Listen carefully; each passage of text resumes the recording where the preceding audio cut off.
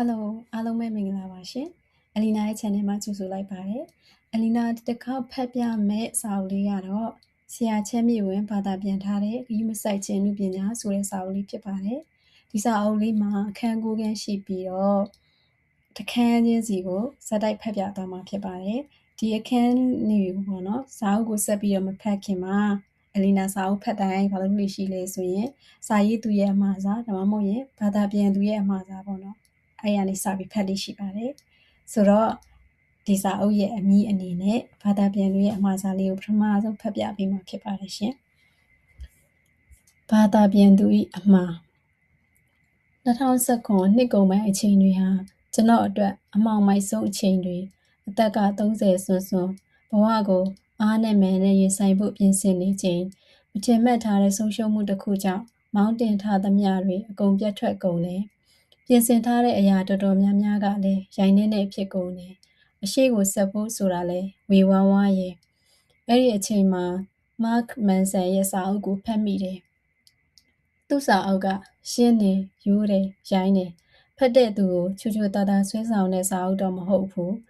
self-help လို့ခေါ်တဲ့စိတ်ဓာတ်မြင့်တင်ရေးစာအုပ်တွေကြားမှာသူ့စာအုပ်ကထင်ထင်ကြီးဖြစ်နေတယ်သူ့စာအုပ်ကိုဖတ်ပြီးတဲ့အချိန်မှာစိတ်ချမ်းသာသွားတာတော့မဟုတ်ဘူးဒါပေမဲ့စိတ်ဆင်းရဲမှုတွေကိုပိုပြီးနားလည်လာတဲ့ဒုက္ခဆိုတဲ့စိတ်ရမ်းတရားရဲ့အသေးစိတ်လေပတ်ပုံတွေကိုသဘောပေါက်လာတယ်ပြဿနာတွေကိုစနစ်ကြကြရင်ဆိုင်ဖို့ပိုသိလာတယ်ကျွန်တော်ကိုယ်တိုင်လည်းဆရာကြီးတော့မဟုတ်ပါဘာစာအုပ်မှလည်းမရေးဘူးပါဘဝဆိုတာကြီးကိုစိုက်ကြည့်ရင်ဇဝေဇဝါဖြစ်နေတဲ့လူတွေတဲကတယောက်ပါပဲလမ်းအမှန်ကိုပြနိုင်သူလည်းမဟုတ်ပါဒီစာအုပ်ကိုတခြားသူတွေကိုဖတ်စီခြင်းစိတ်ပဲရှိပါတယ် Mark Manson ကိုအီးမေးလ်ကနေကိုယ်တိုင်ဆက်သွယ်ပြီးဘာသာပြန်ဖို့စာချုပ်ချုပ်ချင်ကြောင်းပြောတော့သူကအကြည်ကြည်ပြူပြူပဲလက်ခံတယ်သူကိုယ်တိုင်လည်းသူ့ကိုယ်သူဆရာကြီးအဖြစ်သတ်မှတ်ထားတာမျိုးမရှိပါဘူး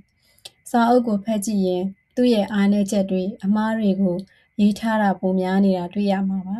ဒီစာအုပ်ဟာအောင်မြင်ရေးစာအုပ်မဟုတ်သလိုချမ်းသာနည်းစာအုပ်လည်းမဟုတ်ပါဘူးအမြန်ဆုံးစိတ်ချမ်းသာနည်းတွေစုထားတဲ့စာအုပ်လည်းမဟုတ်ဘူးတက်ကြမ်းလည်းမဟုတ်ဘူးလူဘဝရဲ့ရှောင်မရတဲ့ပြဿနာပေါင်း16000ကိုအတိတ်ပဲရှိရှိရင်ဆိုင်နိုင်ဖို့အကြံပေးတဲ့စာအုပ်ပဲဖြစ်ပါတယ်ရှုပ်ပွားနေတဲ့လူဘဝကိုနည်းနည်းလေးပိုရှင်းသွားအောင်ကြည့်တတ်ဖို့ပါအရာရာတိုင်းကိုဂရုစိုက်နေရတဲ့ဒီနေ့ပတ်ဝန်းကျင်အတွက်ဂရုမစိုက်ခြင်းအမှုပညာကိုရိုးရိုးလေးပဲပြောပြတဲ့စာအုပ်ပါပဲစာအုပ်ရဲ့အမည်လေးကတော့ဒီလောက်ပါပဲဒီစာအုပ်ကိုဖတ်ပြီးဘယ်လိုခံစားရလဲဆိုတော့ဒီနေ့ခေတ်လို့ပေါ့နော် social media ခေတ်မှာလူတွေကဘယ်လိုဖြစ်လဲဆိုတော့သူများအောင်မြင်ရင်သူများပတ်စံဘယ်လောက်ရရင်ကိုဘယ်လောက်ရမယ်အောင်မြင်ချင်တာပါသူများရဲ့လိုဖြစ်ချင်တာမျိုးတွေကိုယ့်ရဲ့လောဘလို့ပဲပြောမလားမျိုးမထိန်ချုပ်နိုင်တာမျိုးတွေဖြစ်လာတာပေါ့နော်ဆိုတော့ကိုယ့်ကို depression ဝင်တာတွေသူများတွေ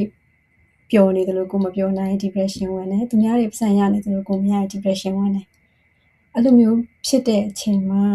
လိုက်ပြီးတော့ဒါအရာရာတိုင်းကိုဂရုစိုက်နေတယ်ပါကိုချစ်တဲ့တငယ်ချင်းတွေကကိုဂရုမစိုက်ရင်ကိုဝမ်းနေတယ်ဒါမျိုးသူတို့တွေကိုမပါပဲခရီးသွားတာမျိုးတို့အများကြီးဂရုစိုက်စရာတွေကိုကလိုက်ပြီးဂရုစိုက်နေမယ်ဆိုရင်ပေါ့နော်ဒါပေမဲ့အားလုံးကိုလူလူရှုတာမျိုးမဟုတ်ဘဲနဲ့ဂရုစိုက်တင်တာကိုပဲဂရုစိုက်ပြီးတော့ဂရုမစိုက်တင်တာတွေအားလုံးကိုဂရုမစိုက်ခြင်းအမှုပညာဆိုတဲ့စာအုပ်လေးကိုဖတ်ပြီးတော့motivate လိုက်ကြအောင်နော်နောက်ဗီဒီယိုလေးမှာဆက်တွေ့ပါမယ်အားလုံးပဲ bye bye